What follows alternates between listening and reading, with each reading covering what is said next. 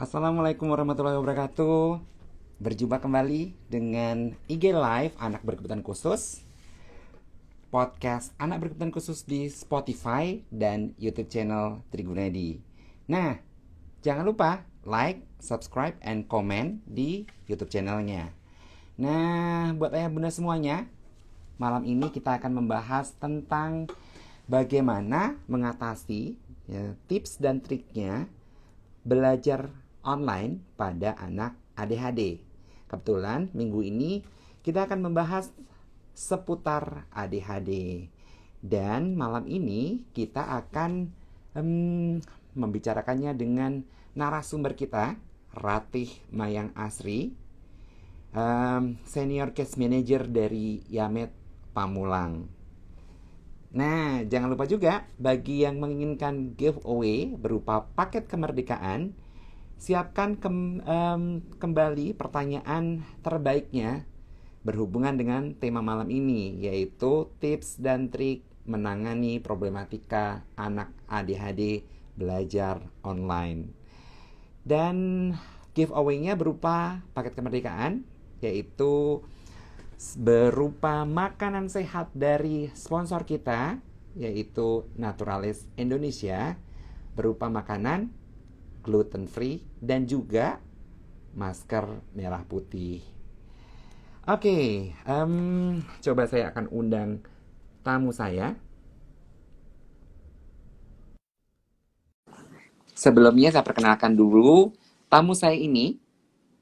Tamu saya ini adalah Ratih Mayang Asri yang sehari-hari memang berkecimpung di dunia anak berkebutuhan khusus. Memulai kiprahnya menangani anak berkebutuhan khusus di tahun 2014 di sebuah sekolah namanya Sekolah Pelita Bangsa, dan bergabung di Yamed Child Development Center cabang Pamulang itu mulai tahun 2016. Dan beliau saat sekarang sedang menempuh S2 di UIN Syarif Hidayatullah, jurusan Psikologi, peminatan Psikologi Pendidikan. Oke, ini Bu Ratihnya sudah masuk. Tapi kayaknya sinyalnya kurang bagus ya, Pati ya, karena videonya masih freeze di saya. Oh gitu ya Pak. Oke, Suaranya tapi terdengar suaranya nggak cukup Pak? terdengar nggak? Ya, suaranya terdengar. Terdengar, suaranya Suaranya terdengar. terdengar. Suaranya jelas. Cuman videonya aja yang freeze. Oke. Uh, Iya, ini videonya aja kurang. yang nge-freeze. Oke. Iya, kayaknya Tapi suaranya sinyalnya jelas ya. ya Pak? Mm-mm. Suaranya jelas. Oke. Selamat malam, Bu Rati. Selamat malam dokter, apa kabar? Alhamdulillah, baik. Ya, mengingatkan buat ayah bunda semuanya, di segmen pertama nanti kita akan membahas tadi tips dan trik solusi bagaimana menangani anak ADHD belajar online. Dan nanti di segmen kedua, sekitar di jam 19.30, itu akan menjawab pertanyaan ayah bunda semua. Jadi siapkan pertanyaannya. Oke, buat berarti kita langsung aja, karena waktu Iya, boleh. berjalan. Iya, boleh dokter. Oke, Mangga silakan. Mungkin Iya, ayah bunda semuanya perlu dijelaskan anak ADHD itu seperti apa, terus ciri-cirinya seperti apa. Silahkan. baik. Terima kasih dokter untuk kesempatan yang Ya. diberikan kepada saya hari ini. Senang sekali bisa ketemu dokter di live IG ini. Oke, saya Mhm. langsung aja. Tema kita untuk hari ini itu seputar tips dan trik hadapi problematika anak ADHD saat kelas online. Karena untuk saat ini kan Mhm. banyak sekali orang tua yang kewalahan gitu anaknya di rumah online, sedangkan Mhm. orang tua sendiri juga ada yang work from home begitu. Nah, Ya, betul. sebelumnya kita harus tahu dulu nih anak ADHD itu seperti apa. Anak ADHD itu Mhm. adalah anak-anak yang menunjukkan gejala tidak tepat usia secara terus-menerus dari hiperaktivitas, kemudian kurang Mm-mm. perhatian, kemudian Mm-mm. impulsivitas yang Mm-mm. menyebabkan gangguan dalam aktivitas utama kehidupan. Nah, misalnya nih anak Mm-mm. sekolah pasti nanti akan bermasalahnya pada prestasi di sekolahnya. Nah, Mm-mm. kemudian gejala-gejalanya apa saja sih yang tadi sudah disebutkan? Gejala-gejalanya ada 3 Mm-mm. nih yang paling utama. Yang pertama itu inatensi. Inatensi yang Mm-mm. bagaimana? Nah, ini biasanya anak-anak dengan ADHD itu mereka akan gagal dalam menyelesaikan tugas. Banyak tugas-tugas yang Mm-mm. nggak kelar gitu. Mm-mm. Kemudian lupa menaruh peralatan sekolah. Kalau misalnya ada Mm-mm. anak-anak yang uh, lupa di mana pensilnya tadi, sering kehilangan Mm-mm. pensil, sering kehilangan Iya, penghapus, pembaris dan lain sebagainya. Ini adalah betul. anak-anak yang atensinya bermasalah gitu. Mm-mm. Nah, kemudian selain itu juga sering terlihat tidak mendengarkan saat diajak berbicara. Mengapa? Mm-mm. Karena memang fokus konsentrasinya ada masalah dengan anak-anak yang seperti ini. Kemudian Mm-mm. selain gejala inatensi itu ada impulsivitas. Impulsivitas ini Mm-mm. bagaimana? Anak-anak ini biasanya usil nih kalau di sekolah, banyak mengganggu teman-temannya ketika bermain, Mm-mm. ketika di dalam kelas. Nah, selain itu Mm-mm. juga mereka anak-anak yang nggak bisa sabar, nggak bisa antri, disuruh antri, cenderungnya adalah Mm-mm. menyerobot antrian, begitu. Mm-mm. Kemudian ketika guru menerangkan misalnya, kemudian ada pertanyaan dari guru, gurunya belum selesai nih untuk menyampaikan pertanyaan, mereka sudah menjawab. Jadi baru siapa yang tahu itu udah angkat tangan dulu, nggak sabar untuk Mm-mm. mendengarkan terlebih Mm-mm. dahulu. Kemudian Mm-mm. kemauannya keras, kemauannya tinggi, harus pokoknya kalau minta sesuatu harus dipenuhi, harus dikasih. Kalau Mm-mm. enggak bisa marah, bisa nangisnya lebay dan lain sebagainya. Mm-mm. Iya. Kemudian yang ketiga yaitu hiperaktivitas. Nah, hiperaktivitas ini kalau misalnya di sekolah kita akan sering sekali melihat eh, anak-anak yang nggak bisa duduk diam. Jadi ketika ada Mm-mm. guru menerangkan, mereka jalan-jalan nggak bisa duduk di bangku. Kalaupun mereka duduk, maka kakinya gerak-gerak, nggak bisa diam. Badannya Mm-mm. gerak-gerak, goyang-goyang, tangannya nggak bisa diam dan lain sebagainya. Mm-mm. Oke. Nah, kalau Tidak pada mm-mm. tempatnya. Uh-uh. Mm-mm. Oke. Nah, Ya dokter? kalau melihat tadi dari ciri-ciri itu, dampak yang Iya. paling mendasar itu apa aja, Bu Rati? Ya, dampak dari gejala-gejala itu, misalnya ada yang Mm-mm. terhadap prestasi di sekolah misalnya, karena mereka Mm-mm. tidak tidak fokus, atensinya terganggu, kemudian impulsivitasnya tinggi, hiperaktivitasnya tinggi juga, maka perilaku di kelas pun akan buruk. Kemudian karena tidak mematuhinya peraturan yang ada di sekolah, maka anak tersebut sering nih dihukum oleh guru. Kemudian Mm-mm. prestasi di sekolah mereka juga akan terganggu, nilainya bermasalah. Kemudian selain itu yang tadi juga sudah disebutkan, mereka gagal untuk menyelesaikan tugas. Banyak sekali tugas-tugas yang tidak selesai, tugas-tugas yang tidak dikerjakan dengan semestinya. Kemudian kalau Mm-mm. misalnya ada ulangan ataupun ujian, itu akan sering sekali remedi ya, gitu, remedi yang Mm-mm. berulang kali. Selain di sekolah, ini juga dampaknya akan terlihat di dalam keluarga.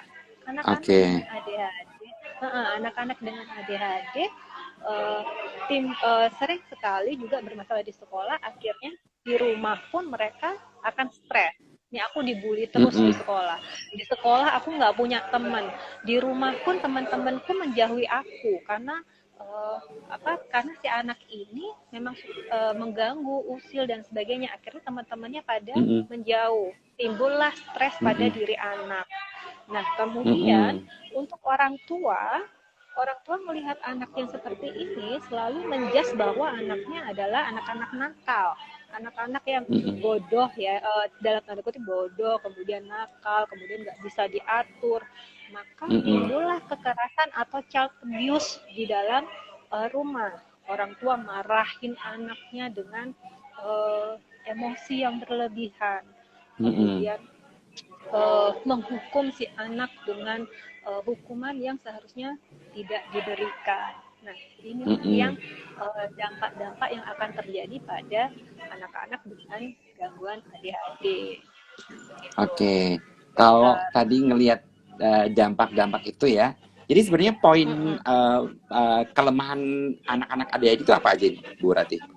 Nah, iya, dengan adanya dampak itu, maka ada beberapa kelemahan yang dimiliki oleh anak-anak dengan ADHD. Yang pertama adalah kelemahan Mm-mm. dalam pengorganisasian.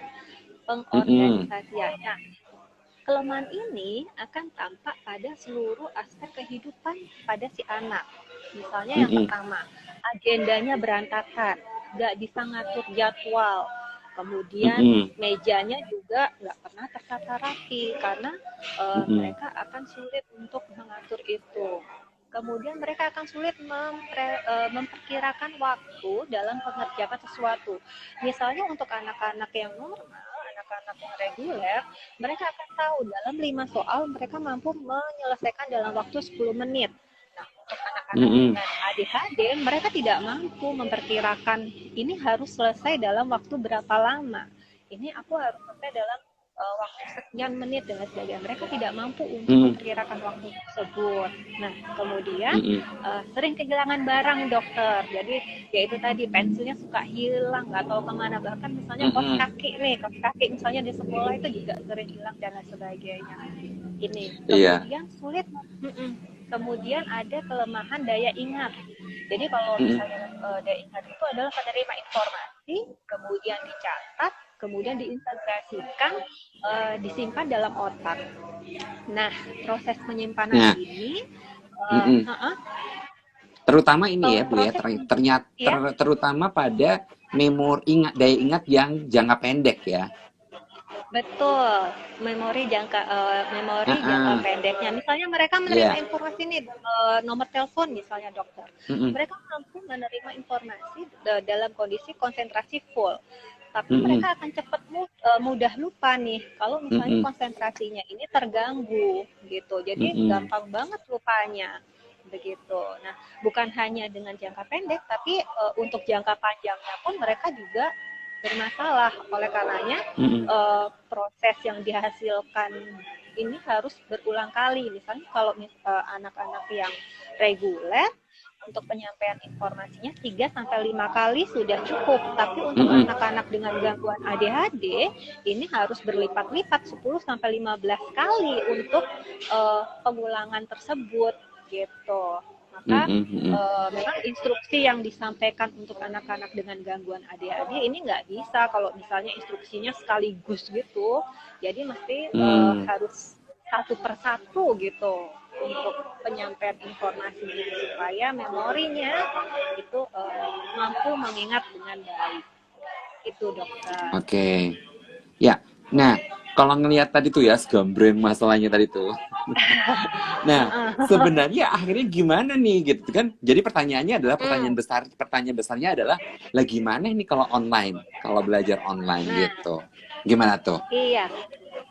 Ya, sekarang untuk anak-anak kan dihadapkan pada kondisi Mm-mm. sekolahnya harus online, apa-apa harus online. Mm-mm. Mereka harus Mm-mm. duduk lama menghadap laptop begitu kan. Nah, Mm-mm. kemudian waktu penyampaian materi itu juga terbatas. Makanya tugas yang Mm-mm. diberikan guru itu juga menumpuk banyak banget. Anak saya kalau Mm-mm. misalnya dapat tugas dari gurunya itu udah segambreng gitu ya dok ya, banyak banget Mm-mm. tugasnya. Kemudian belum lagi yang misalnya di tampilan layar laptop tersebut. Mm-mm.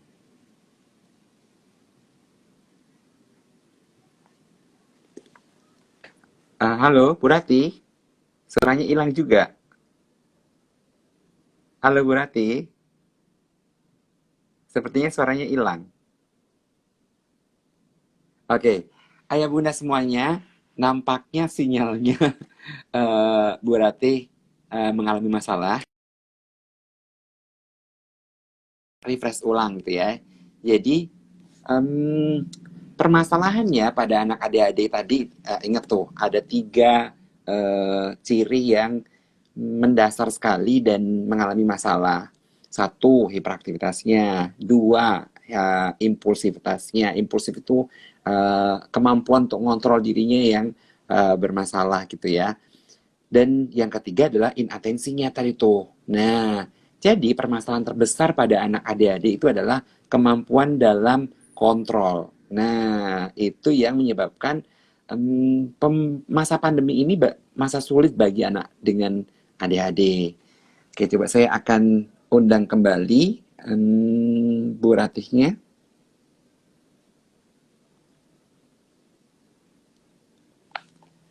Ya, jadi masa pandemi ini masa sulit banget karena kenapa? Kebutuhan dia bergerak itu makin terbatas. Nah, ini berarti udah kembali lagi nih. Iya.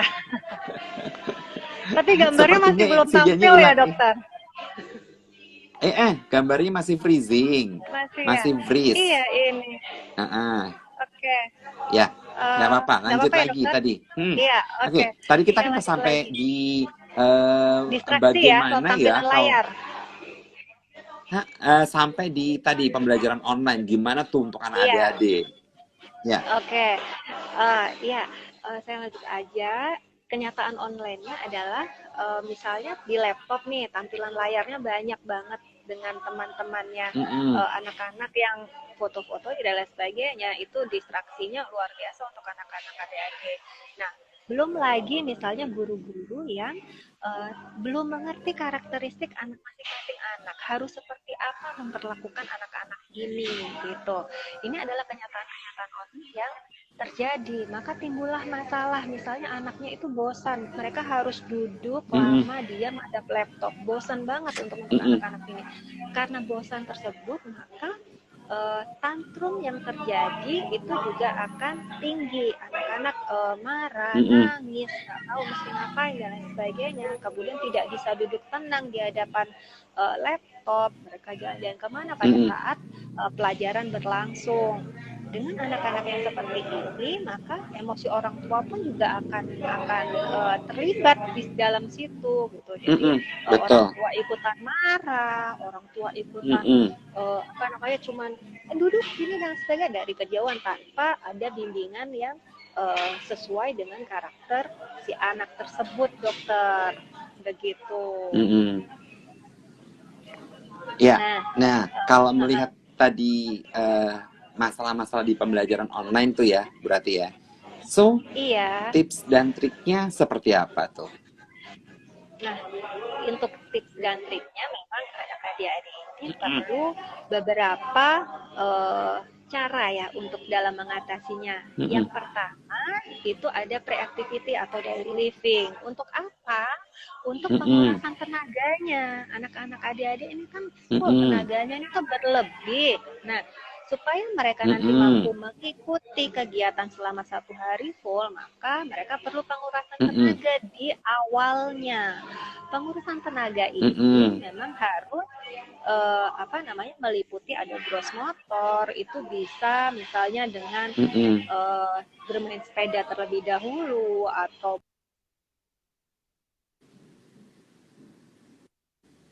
tenaganya. Kemudian Mm-mm. misalnya dengan fine motor ini bisa dengan meronce terlebih dahulu, menggunting Mm-mm. terlebih dahulu, menggunting Mm-mm. kertas dan sebagainya. Kemudian motor activity bisa anak-anak dengan meniup bubble terlebih dahulu, bermain seruling terlebih Mm-mm. dahulu.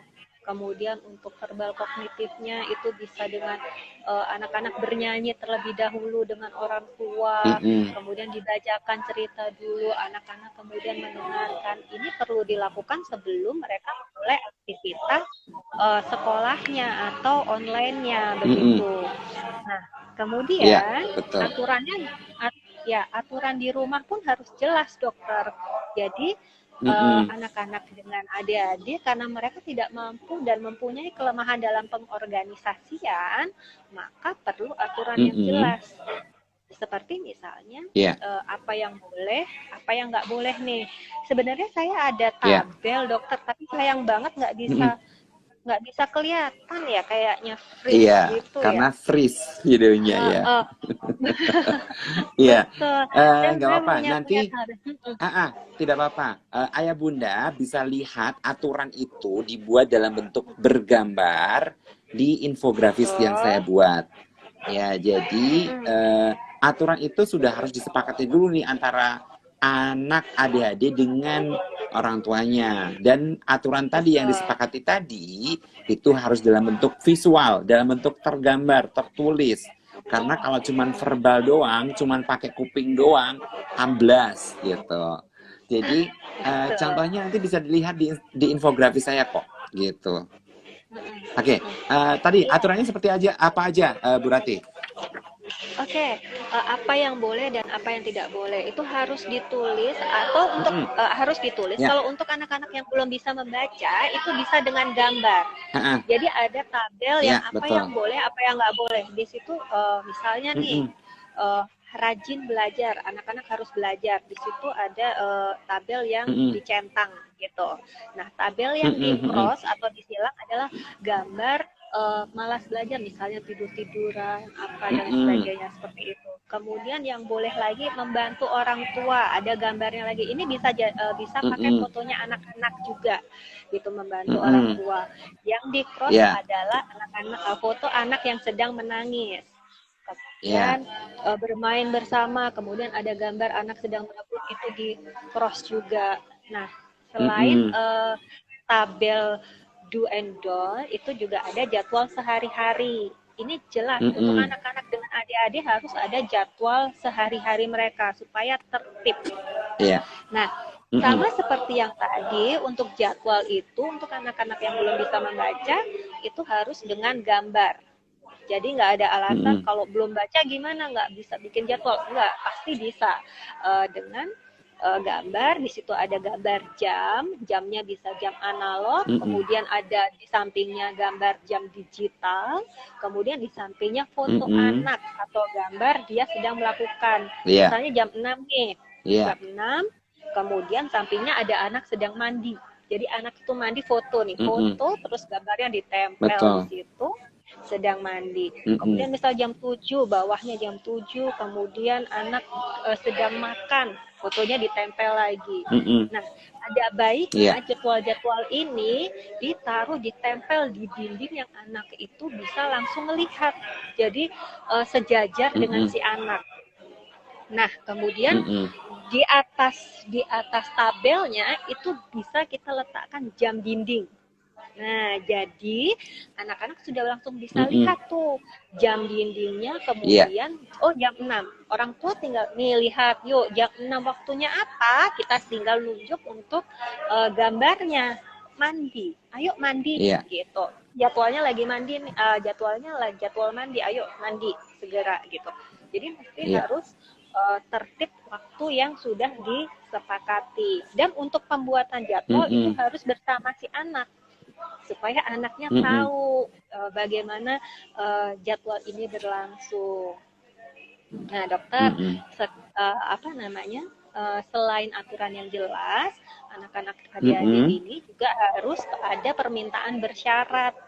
Jadi nggak boleh nih memberikan kemauan dengan mudah atau secara gratis. Anaknya tinggal merengek, nangis, kemudian kita kasih. Nah, itu sangat tidak disarankan atau nggak boleh sama sekali. Jadi harus mereka melakukan sesuatu dulu, baru mereka boleh mendapatkan sesuatu yang mereka minta.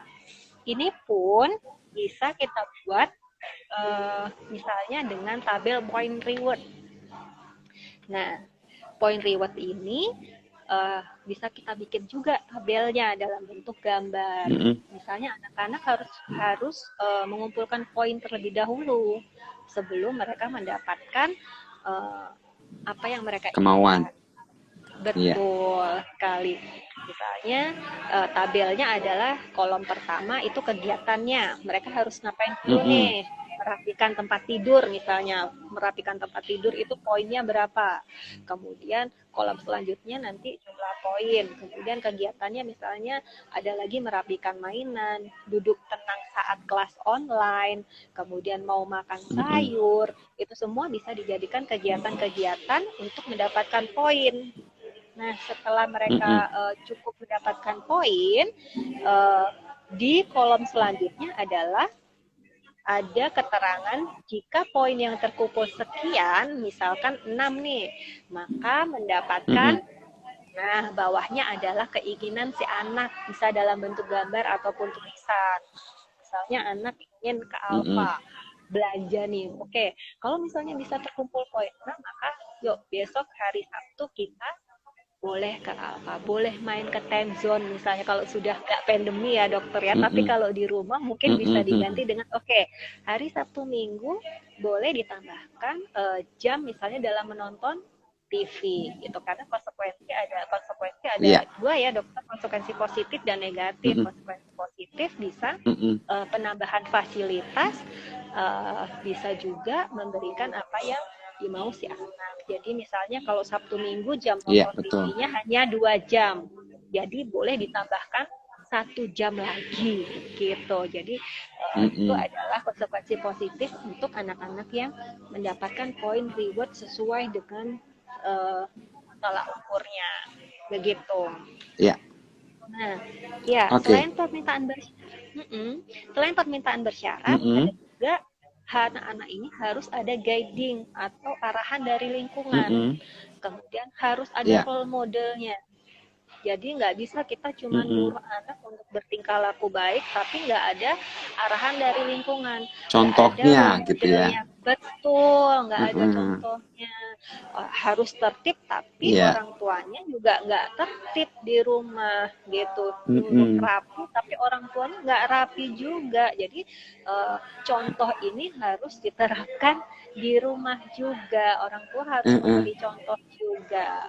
Kemudian setelah itu Mm-mm. ada harus konsisten, disiplin. Mm-mm. Orang tua harus tegas. Ketika menerapkan aturan A, maka ini harus A terus nih setiap hari. Nah, ketika misalnya hari ini A, kemudian besok B, maka besoknya anak udah nggak akan lagi ngikutin aturan A. Gitu. Jadi Iya, mesti harus konsisten. Ketika sekarang A, betul. nanti malam A, besok A, dan A terus begitu. Kemudian yang tidak kalah pentingnya, nggak boleh terbaca oleh anak gitu. Jadi Mm-mm. ekspresi kita juga harus bermain, ekspresi, Mm. kemudian nada bicara yang kita keluarkan itu juga harus bermain. Jadi anak-anak ini nggak bisa membaca kita, karena kebanyakan anak nih tahu nih, misalnya mereka harus seperti apa dengan mamanya. Jadi harus nangis di level berapa Mm. dengan mamanya, harus nangis di level berapa dengan ayahnya, harus nangis di level berapa dengan neneknya. Oh, mereka sangat pintar sekali untuk membaca Iya, karakteristik betul. siapa yang ada di depannya. Tugas orang tua atau lingkungan Iya, sekitarnya nggak boleh terbaca. Kita harus lebih pintar dari anak-anak iya, ini. Begitu. betul. Nah, yang jauh lebih penting untuk saat-saat Mm-mm. seperti ini, bukan hanya dokter-dokter umum nih yang berada di garda terdepan. Yang berada di garda terdepan sekarang ini Mm-mm. adalah para psikolog.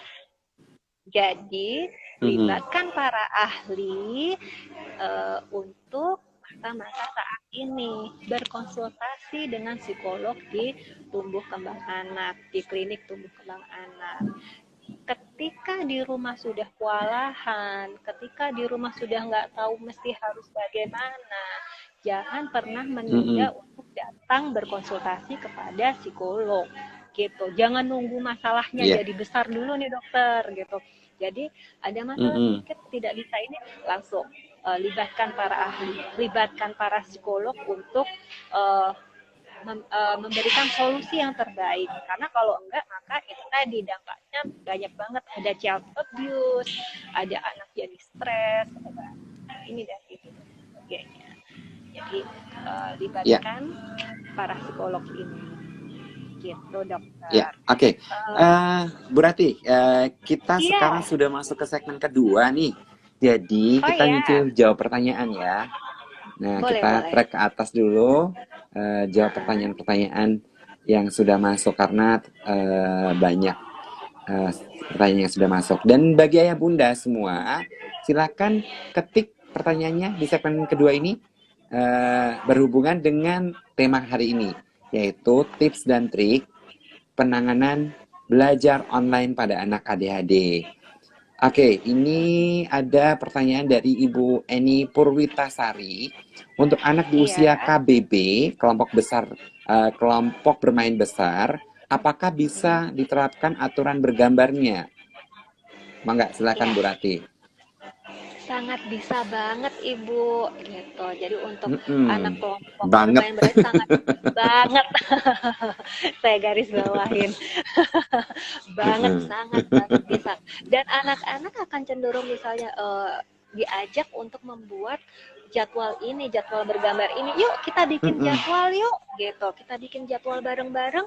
Kita kumpulin foto anaknya dulu nih, anak lagi Ya, bermain, anak lagi makan, mereka akan akan antusias dengan fotonya ditempel. Kemudian jangan lupa iya betul. warna-warna juga harus bermain karena warna ini akan Iya, mempengaruhi visual si anak gitu. Visual iya. anak akan bermain di situ. Anak-anak akan cenderung banyak mengingat dengan visual warna. Nah, anak-anak Mm-mm. akan ayo kita bikin yuk. Nih, nanti kalau adik jam 6 waktunya mandi ya, yuk kita tempel mandi. Kemudian jam 7 waktunya makan tempel. Kemudian ini yuk kita taruh di dinding, kita tempel di dinding ya.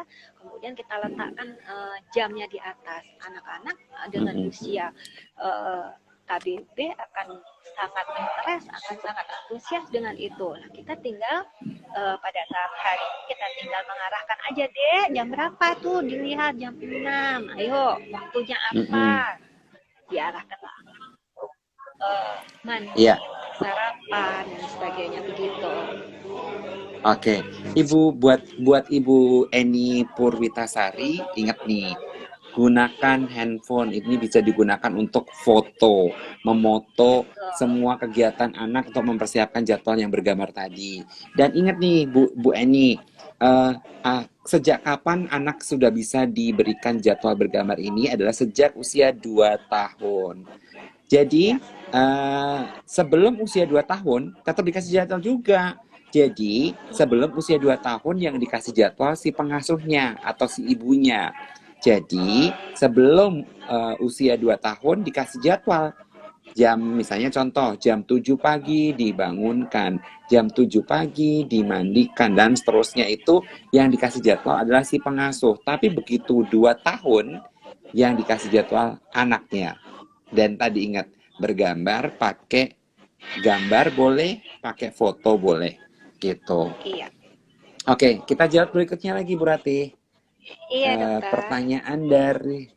Pertanyaan dari Ibu Bele. Anak saya Danis 7 tahun terdiagnosa ADHD. Bagaimana cara mensiasati anak ADHD agar tidak cepat bosan pada pembelajaran online Zoom berlangsung dengan waktu yang cukup lama? Oke, silakan Iya. Bu Rati. Iya, terima kasih Mama Denis. Untuk anak yang 7 tahun ya supaya nggak bosan, nah itu tadi diawali dengan eh, daily activity. Anak-anak harus dipanasin dulu nih dalam artian kayak gitu. Diajak bernyanyi dulu, diajak bermain dulu. Nanti kemudian juga kita sediakan point reward juga nih untuk anak. Yuk sebelum Mm-mm. sebelum kegiatan online itu kita bikin point reward dulu. Denis, yuk kita bikin point reward gitu.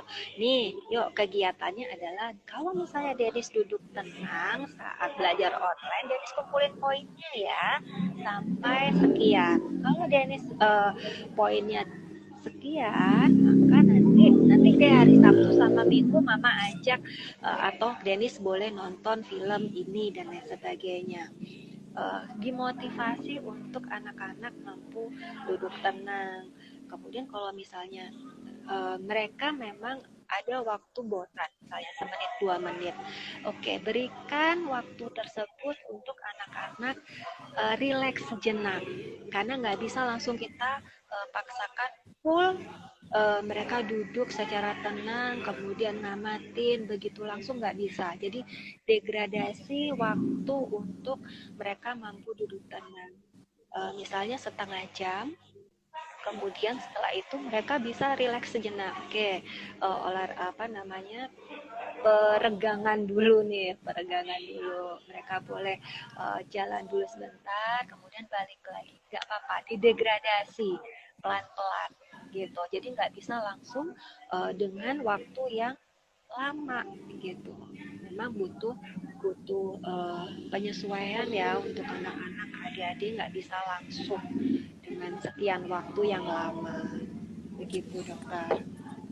Ya, oke. Buat Ibu Bele, ingat minggu lalu saya membahas tentang atensi konsentrasi pada anak ADHD. Itu ada di IG feed, IGTV feed saya. Nanti gambarnya warna kuning. Judulnya adalah konsentrasi pada anak. Nanti Ibu Bele tolong tonton itu, ingat nih, anak usia 7 tahun itu kemampuan konsentrasinya untuk menyerap informasi yang penting, yang berfungsi untuk mememori dan seterusnya, itu hanya sekitar 15 menit tuh. Jadi Ibu Bele juga harus juga menerangkan kepada gurunya juga gitu. Jadi Bu Bele menerangkan bahwa, Bu, anak saya ADHD nih. Terus boleh kok gurunya di-mention di IG feed saya. Jadi supaya nonton juga tema tentang fokus konsentrasi pada anak. Nah, yang di IG feed tadi. Nanti gurunya juga harus bisa memahami juga bahwa pembelajaran pada anak usia 7 tahun yang tipikal sama anak berkebutuhan khusus seperti ADHD itu berbeda. Dan tadi terangkan, Bu, boleh nggak saya izin setiap 15 menit saya kasih break dulu nih buat Danis. Breaknya, nah terangkan tuh breaknya adalah ini kayak gitu. Jadi kerjasama dengan gurunya, memahami bersama itu akan memudahkan anak dan santai bersama. Ibu nggak stres, guru nggak stres, dan Danisnya juga nggak stres gitu. Betul. Jadi pemahaman bersama itu akan lebih baik. Jadi kejar goal itu bersama-sama. Jangan sampai ibu tidak melakukan tadi benang merah terhadap tim di sekolah dan tim di rumah. Terutama dengan tim di tempat terapi. Itu yang perlu dipahami gitu. Dan Ibu Bele, jangan lupa infografis saya hari ini itu berkenaan dengan PR orang tua untuk anak ADHD. Termasuk salah satunya harus menjadi benang merah antara tempat terapi dan sekolah. Jangan lupa baca infografis hari ini. Oke, kita lanjut lagi ke pertanyaan berikutnya, Bu Rati. Iya, iya dokter. Dari Ibu Nabila WRST. Bagaimana cara agar anak hiper lebih tenang dan fokus dalam belajar? Pertanyaan global banget ini. Silakan. Pertanyaan kita udah menalangin tentang yang detail-detail tadi, ternyata ini pertanyaan lebih global lagi. Jadi bagaimana cara anak hiper lebih tenang dan fokus belajar? Silakan berarti. Iya, tadi hampir sama ya untuk awalnya itu anak dengan hiperaktif itu harus dikuras tenaganya Bu. Jadi nggak boleh justru malah di eman-eman gitu ya, ditahan-tahan tenaganya. Jadi masih dalam satu disuruh duduk terus. disuruh betul, disuruh tidur siang terus gitu ya dokter. Malah tidur siang lagi. Iya Pak. Jadi ini untuk anak-anak hiperaktif memang harus dikuras tenaganya. Jadi dalam satu hari full mereka harus aktivitas fisik tuh harus benar-benar dilakukan gitu. Pagi hari mereka sudah harus dibangunkan, jam 6 tuh mereka sudah harus bangun. Nggak mau bangun pokoknya harus bangun. Jadi mesti harus bagaimana kita untuk membangunkan anak, jadwalnya harus tepat. Mereka harus bangun. Setelah bangun, mereka harus aktivitas tadi. Ada gross motor, ada fine motor, ada verbal, dan lain sebagainya. Itu harus dilakukan. Nah, Mm-mm. kemudian eh, aturannya harus jelas. Jadi, anak-anak dengan hiperaktif itu di eh, apa ya dipagari Mm-mm. dengan aturan Dibatasi. yang jelas. Mm-mm. Betul, dibatasi dengan aturan yang jelas. Mm-mm. Aturan yang jelas, kemudian orang tua atau lingkungannya yang harus tegas. Kalau misalnya Mm-mm. orang tuanya bekerja, berarti yang di rumah harus memonitor anaknya gitu, pengasuhnya atau Mm-mm. nenek kakeknya. Itu semua harus sama pola yang diberikan kepada si anak. Nanti kalau anaknya jalan-jalan pada saat online atau apa, diarahkan lagi ya untuk mampu fokus dan lain sebagainya. Jadi memang Mm-mm. kerjasama di dalam rumah itu perlu dilakukan. Kemudian pada saat selesai belajar Bangun. online, nah, pada saat Mm-mm. selesai belajar online itu siangnya juga sama, mereka harus aktivitas juga gitu, sore juga aktivitas juga. Dan dengan adanya pembatasan berjarak ini bukan berarti anak-anak tidak bisa beraktivitas di dalam rumah. Jadi banyak sekali aktivitas yang bisa dilakukan di dalam rumah. Misalnya dibuatkan mainan untuk lompat, begitu. Lompat dari Mm-mm. misalnya ban, atau kita bikin lingkaran dari selotip yang berwarna. Anak-anak harus lompat Mm-mm. dengan pola yang kita berikan gitu. Artinya pengurasan tenaga untuk anak-anak hiperaktif ini harus dilakukan di setiap hari dan dengan jadwal yang rutin, yang tepat, Mm-mm. seperti itu.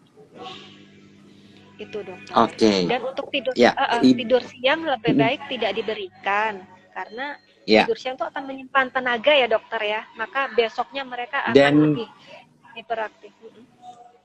ya, dan nanti buat Ibu Nabila WRST, jangan lupa baca di infografis saya hari ini menerangkan tentang kenapa anak ADHD tidak tidur siang.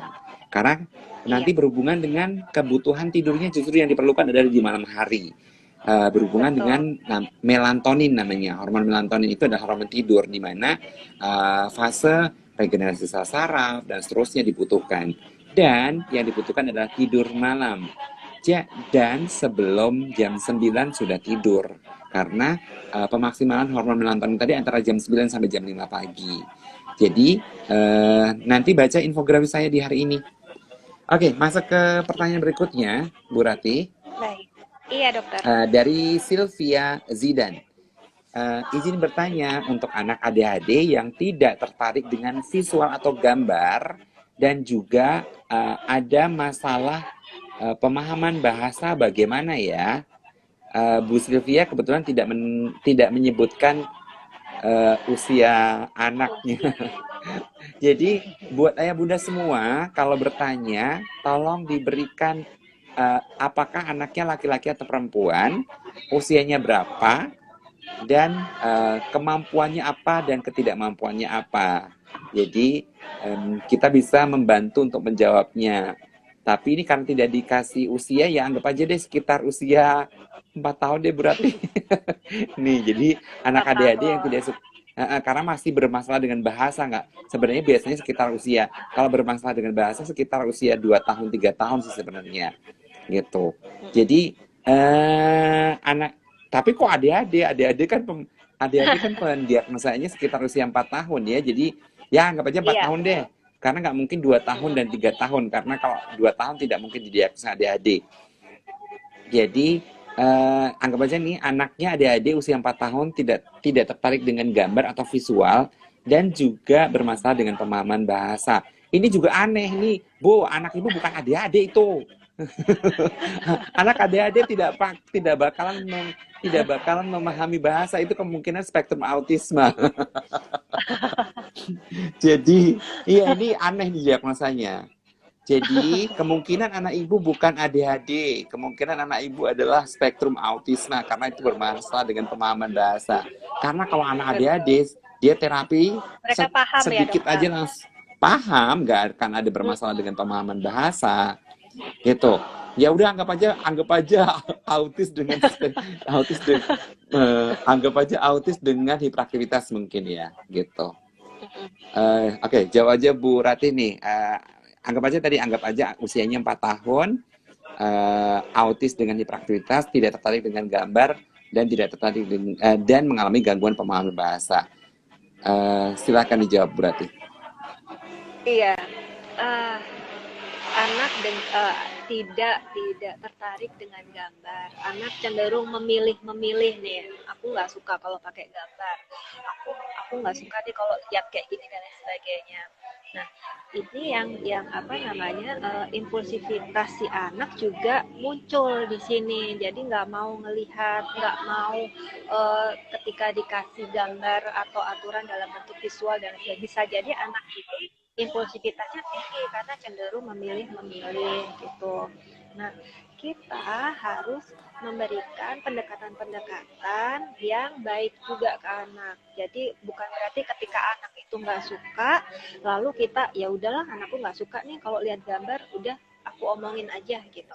Nah, sedangkan kalau kita hanya bicara saja, sedangkan pemahaman si anak ini kurang, maka apa yang ditangkap si anak juga akan sepintas aja, nggak masuk ke anak gitu.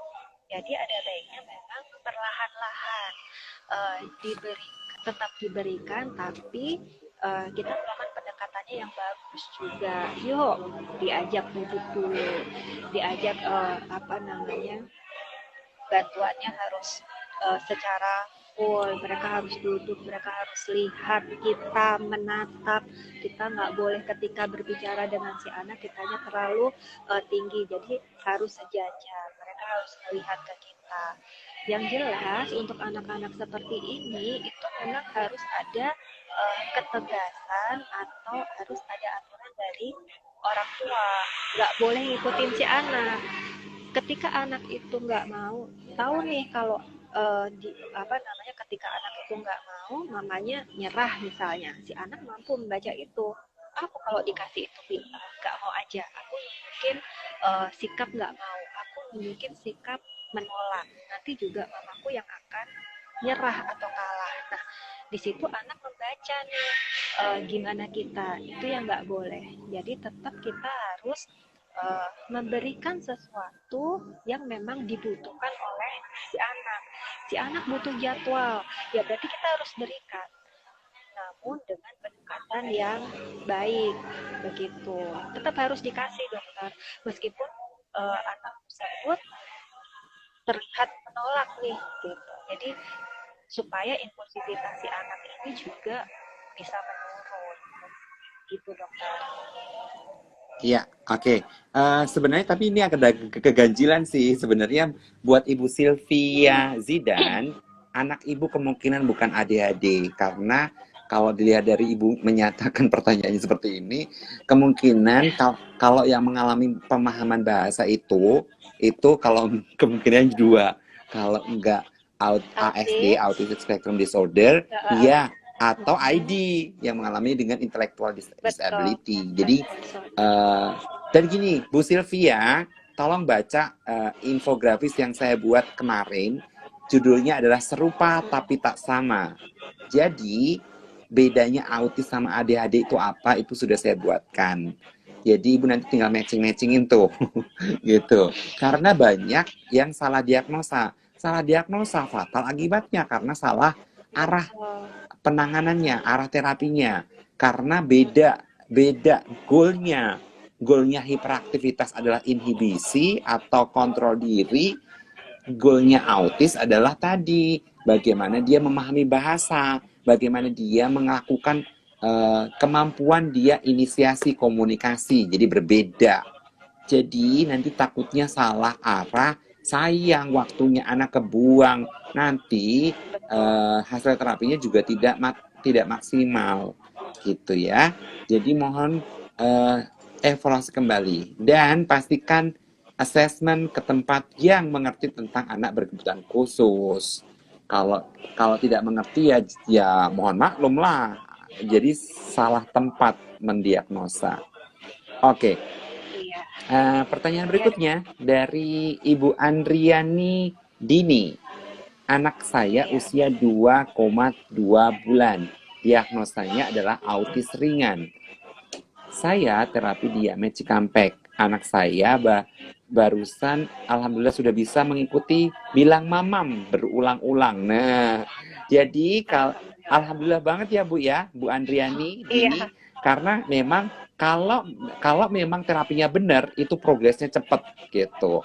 Dan ini 2,2 bulan terapinya juga baru saja tapi sudah bisa langsung bilang mamam berulang-ulang. Saya terharu banget, itu babling atau memang kemajuan. Nah, jadi Bu, ini karena pertanyaannya tentang tentang ini saya jawab autisme aja ya. berarti ya.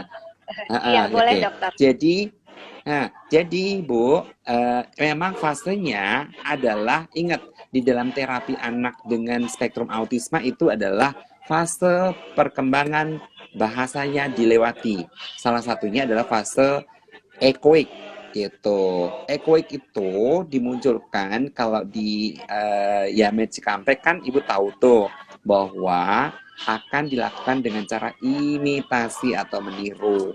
Dan terapinya adalah terapi ABA-VB, Applied Behavior Analysis Verbal Behavior, bekerja sama dengan nantinya terapis wicara. Jadi, memang itu progres yang baik dan alhamdulillah sudah masuk ke fase echoic. Nah, habis fase echoic apa coba? Fase true speech. Jadi nanti echoic tadi dibawa ke fase meniru tadi dibawa ke fase true speech, fase yang berbicara sebenarnya. Itu yang kita akan lakukan. Jadi jangan lupa nanti 3 bulan akan ketemu dengan tim terapis dan konsultannya untuk melihat progres perkembangan dan membuat program baru lagi untuk kemajuan. Gitu, Bu Iya. Andriani Dini. Oke, pertanyaan berikutnya dari Yoriko. Anak saya umur 5 tahun, 6 bulan, speech delay, dan ADHD. Aduh, Pak, anak anak 5 tahun 6 bulan speech delay nggak mungkin. Jadi jadi ini kayak gini nih, diagnosa pada salah-salah gitu tuh. Jadi Nah, akhirnya jadi betul. berdampak panjang nantinya. Speech delay itu nggak mungkin kalau sudah sampai 5 tahun gitu. Kemungkinan ada faktor AXD-nya, ada faktor ID-nya gitu. Iya. Jadi ini dan sekarang baru mulai terapi. Pertanyaan saya, apakah anak saya seperti ini bisa seperti anak reguler lainnya? Ya dok, tapi saya optimis anak saya bisa seperti anak yang lainnya. Pertanyaannya adalah tempat terapinya benar atau enggak. Jadi kalau dia terapi tapi juga arahnya salah, tempat terapinya juga nggak benar. eh, Kalau melihat dengan usia 5 tahun 6 bulan, 5 tahun 6 bulan itu sudah expired banget loh Pak. Gitu ya. Jadi kalau tempat terapinya satu diagnosanya dulu nih, diagnosanya harus benerin dulu nih. Ini bukan speech delay. Ya. Jadi Pak, anak 5 tahun 6 bulan bukan speech delay. Ingat, itu yang mesti dibenerin. Jadi dari diagnosa aja udah salah. Diagnosa salah akan salah penanganan. Karena timnya juga akan yang bekerja juga beda. Beda beda fokus lah gitu ya. Fokusnya beda. Ini kalau 5 tahun 6 bulan tuh tim yang harus terlibat adalah 1, sensor integrasi, 2, okupasi terapi, 3, terapi perilaku. Itu nanti baru masuk ke terapi wicara. Jadi 4 ini nih harus bekerja sama dengan baik.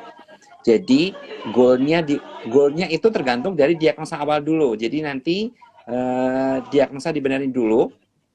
Jadi bawa ke tempat terapi yang benar, tempat assessment yang benar, karena assessment itu penting untuk melihat diagnosanya apa, kemampuannya apa, kekurangannya apa, kebutuhannya apa, arah goalnya dari situ gitu. Ya. Melihat baseline-nya anak. Jadi baseline itu adalah kemampuan dasarnya dia yang akan digunakan untuk mencapai goal tadi, perkembangan usianya. Oke, karena Iya, dokter. panitia sudah memberikan kode, saya berikan waktu dulu untuk panitia untuk mengumumkan giveaway untuk malam ini. Iya, silakan. Ya, pemenang giveaway malam ini jatuh kepada pemegang akun Ibu Bel. Selamat kepada pemegang akun Ibu Bel. Oke, makasih Mbak Feren. Mbak Feren ini adalah anak saya yang kedua. Adiknya Ferel. Iya. Oke, makasih Mbak Feren.